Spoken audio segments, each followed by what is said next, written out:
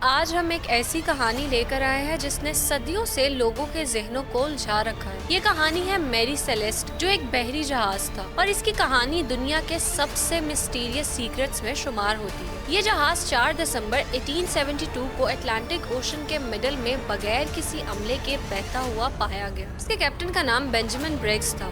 ان کے ساتھ ان کی وائف، 2 سالہ بیٹی اور 7 سٹاف ممبرز بھی جہاز پر تھے۔ 4 دسمبر 1872 کو برطانوی بحری جہاز دی گراٹیا نے میری سیلیسٹ کو اٹلانٹک اوشن میں بہتے ہوئے پایا۔ جب جہاز کے کیپٹن اور عملہ سمندر میں تیرتے میری سیلیسٹ پر گئے تو وہاں کا منظر انتہائی عجیب تھا۔ جہاز بالکل ٹھیک حالت میں تھا، سامان اپنی جگہ موجود تھا، لیکن کریو کا ایک بھی فرد موجود نہیں تھا۔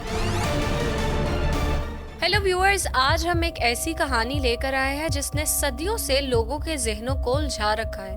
یہ کہانی ہے میری سیلیسٹ، جو ایک بحری جہاز تھا اور اس کی کہانی دنیا کے سب سے مسٹیریس سیکرٹس میں شمار ہوتی ہے۔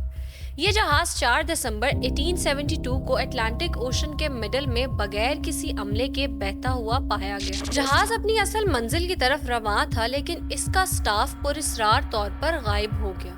آج بھی اس انسیڈنٹ کی ریالٹی ایک مسٹری ہے اور اس کے بارے میں ڈیفرنٹ تھیریز اور اسپیکولیشنز پیش کی جاتی ہیں۔ لیکن اس سے پہلے کہ ہم ان تھیریز پر مزید بات کریں، پہلے آپ کو اس شپ کی ہسٹری کے بارے میں بتاتے ہیں۔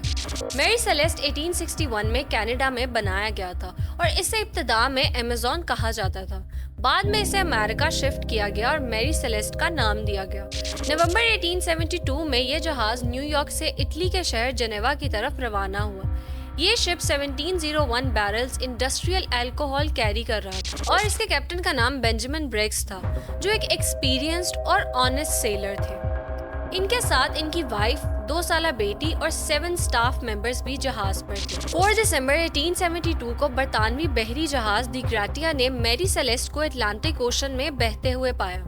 جب جہاز کے کیپٹن اور عملہ سمندر میں تیرتے میری سیلیسٹ پر گئے تو وہاں کا منظر انتہائی عجیب تھا۔ جہاز بالکل ٹھیک حالت میں تھا، سامان اپنی جگہ موجود تھا، لیکن کریو کا ایک بھی فرد موجود نہیں تھا۔ جہاز پر کسی لڑائی یا حادثے کے سائنز نہیں تھے۔ کریو کے ذاتی سامان، کھانے پینے کی اشیاء اور حتیٰ کہ قیمتی اشیاء بھی اپنی جگہ موجود تھی۔ جہاز کی لائف بوٹ غائب تھی، لیکن کوئی ثبوت نہیں ملا کہ لوگ کشتی میں بیٹھ کر کہیں چلے گئے ہوں۔ شپ کی لاگ بک کو لاسٹ ٹائم 25 نومبر 1872 کو اپڈیٹ کیا گیا تھا، جس میں سب کچھ نارمل درج تھا۔ میری سیلیسٹ کے کریو ممبرز کے غائب ہونے کے حوالے سے کئی تھیریز پیش کی گئی۔ ایک تھیری یہ سامنے آئی کہ شپ پر پائرٹس کا حملہ ہوا، لیکن کوئی قیمتی سامان غائب نہیں تھا، اس لیے یہ ممکن نہیں لگتا۔ کچھ لوگوں کا کہنا ہے کہ شاید سمندری طوفان یا زلزلے کی وجہ سے کریو ممبرز نے لائف بوٹ کا سہارا لیا ہو۔ اور یہ تھیری بھی پیش کی گئی کہ جہاز پر موجود الکوہول کے دھماکے یا اس کے ویپر سے کریو ممبرز خوف زدہ ہو کر جہاز چھوڑ گئے ہوں۔